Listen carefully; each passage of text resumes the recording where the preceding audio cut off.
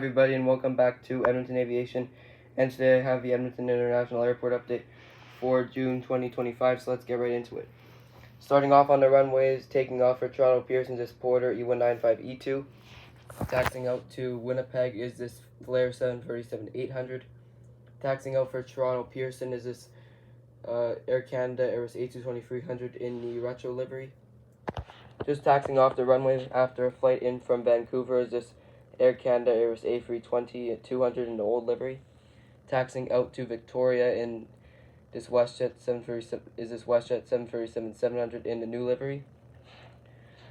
Here's a Flair 737 MAX 8 heading out to Victoria as well today.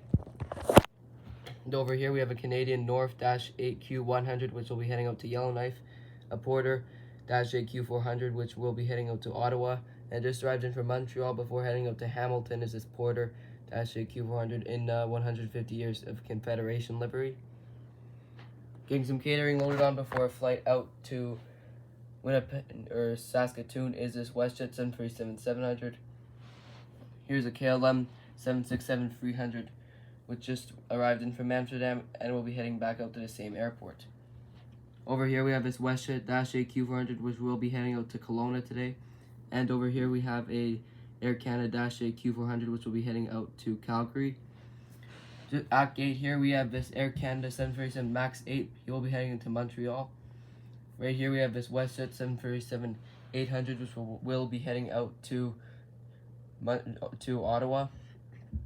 Here we have an Air Canada CRJ 900 which will be heading out to San Francisco.